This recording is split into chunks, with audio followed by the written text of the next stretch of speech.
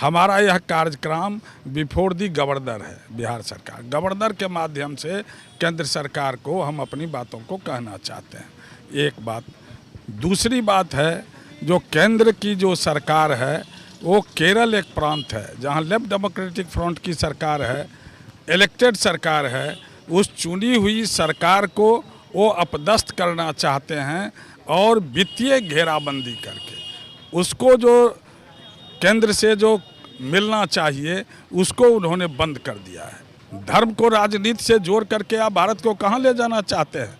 धर्म लोगों का व्यक्तिगत मामला है, राजनीति है, बहुमत जनता के मताधिकार से चुनी हुई जो सरकार है वो देश चलावेगी, वो राज चलावेगी। राज्यपाल की भूमिका पूरी तरह से लगता है कि वो बीजेपी का एजेंट के रूप में काम कर रहा, और केरल इस देश के अंदर सबसे बेहतर प्रदर्शन उनका हुआ है। शिक्षा के मामले में अव्वल है, स्वास्थ्य के मामले में अव्वल है, उसके साथ साथ जो जनता का जो जीवन स्तर है उस मामले में भी अव्वल है।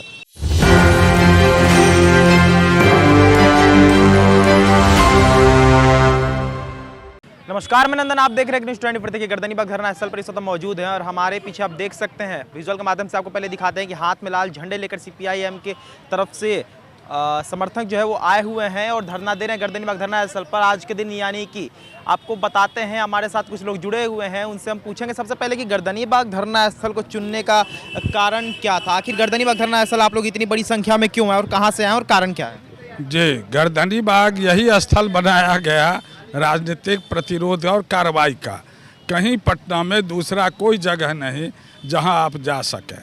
हमारा यह कार्यक्रम बिफोर दी गवर्नर है। बिहार सरकार गवर्नर के माध्यम से केंद्र सरकार को हम अपनी बातों को कहना चाहते हैं। एक बात।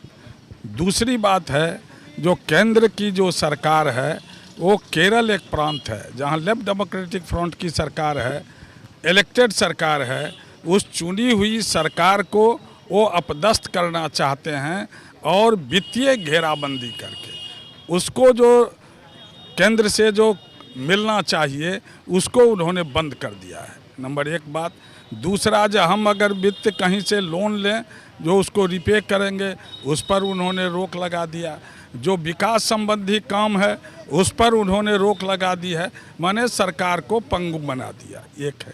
दूसरा है, जो पूरे देश के अंदर में ईडी और सीबीआई अब राज्य सरकार का गठन कर रही है, बना रही है, और टोटल विपक्ष के लोगों को जेल के अंदर में बंद करने की उनकी योजना है। भारतीय जनता पार्टी के जितने लोग हैं वो सब वॉशिंग मशीन हैं, वन ऑफ एकदम बेस्ट पीपुल ऑफ इंडिया हैं और इलेक्टेड सरकार को गिरा रहे हैं। बिहार की हालत क्या है?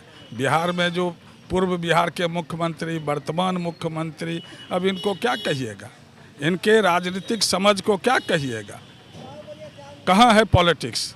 Politics only chair, politics only chief minister, people mandate का कोई कीमत नहीं।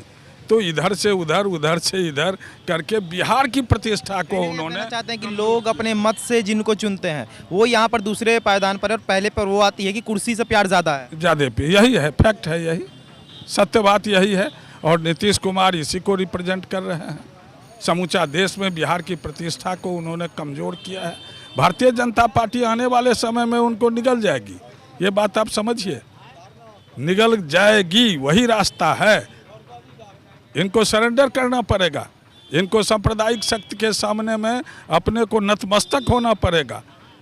बिहार की राजनीति जो सेकुलर फोर्स की राजनीति रही है, आज कहीं आप देख रहे हैं दिशा बदल गई। धर्म को राजनीति से जोड़ करके आप भारत को कहाँ ले जाना चाहते हैं? धर्म लोगों का व्यक्तिगत मामला है, राजनीति है, बहुमत जनता के मताधिकार से चुनी हुई जो सरकार है वो देश चलावेगी, वो राज चलावेगी। यही तो कॉन्स्टिट्यूशन का। बैनर पर आपने बहुत मांगे रखी है, तो क्या क्या मांग है आप? जी, हमारी मांग तो हमने कहा इसी से जुड़ा हुआ सब मांग देख लीजिए, जो बात हमने कहा है वही मांग है। और पहले आपको भीड़ दिखा देते हैं, एक बार आप विजुअल के माध्यम से देख सकते हैं कि बिहार के तमाम जिलों से चलकर लोग आए हुए हैं और आप भीड़ एक बार देख सकते हैं। और कुछ लोगों से और हम बातें करेंगे। आपको जैसा कि हमने दिखाया गर्दनीबाग धरना स्थल पर जिस तरीके की भीड़ लगी हुई है, और हम कुछ लोगों से बातें करेंगे कि क्या क्या मांगे हैं आपकी और क्या कारण है। देखिए, आज दिल्ली में केरल के मुख्यमंत्री और पूरा केरल के जितने विधायक हैं, सांसद हैं, मिनिस्टर हैं, सब जंतर मंतर पर धरना पर बैठे हुए हैं। और देश के सभी राजधानियों में, पटना में, लखनऊ में, कलकत्ता में, चेन्नई में, सारे राजधानियों में भारत की कम्युनिस्ट पार्टी मार्क्सवादी के लोग और समर्थक लोग बड़े पैमाने पर धरना प्रदर्शन का आयोजन किया। असल बात है कि केंद्र की जो सरकार है ना, वो सरकार विपक्ष की जहाँ भी सरकार है उन सरकारों के खिलाफ वाद-विवाद कर रही है। अब केरल में जो राज्यपाल है, राज्यपाल की भूमिका पूरी तरह से लगता है कि वो बीजेपी का एजेंट के रूप में काम कर रहा, और वो सरकार को काम ही केरल का राज्यपाल आपके नज़र में बीजेपी का एजेंट बन के काम कर बिल्कुल बिल्कुल, क्योंकि वो सीधे हस्तक्षेप करते हैं जहां उनका अधिकार भी नहीं बनता है, आप इंटरफेयर कर देते हैं। पूरा इंटरफेयर करते हैं और जो मन होता सो बिहार सरकार के खिलाफ, केरल सरकार के खिलाफ, लोकप्रिय सरकार के खिलाफ वो बोलते रहते हैं। तो हम लोग कह रहे हैं उसको हटाइए, राज्यपाल को, उसकी वो रहने लायक नहीं है। और इतना ही नहीं, बल्कि केरल में आप जानते हैं लेफ्ट डेमोक्रेटिक फ्रंट की सरकार है, और केरल इस देश के अंदर सबसे बेहतर प्रदर्शन उनका हुआ है। शिक्षा के मामले में अव्वल है, स्वास्थ्य के मामले में अव्वल है, उसके साथ साथ जो जनता का जो जीवन स्तर है उस मामले में भी अव्वल है। आप बिहार में जो मजदूर जाते हैं केरल, उनसे पूछिए, आज 800 से ज़्यादा उनको मजदूरी मिलती है प्रतिदिन।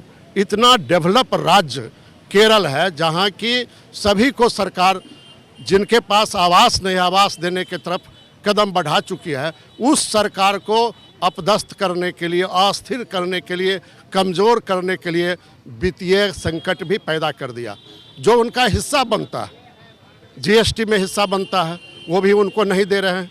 विकास के सारे कामों में जो उनके हिस्सा बनता है, केंद्र सरकार उनको नहीं दे रही है, जिसके चलते केरल की वामपंथी लोकतांत्रिक जो सरकार है वो भारी संकट में पड़ गई है।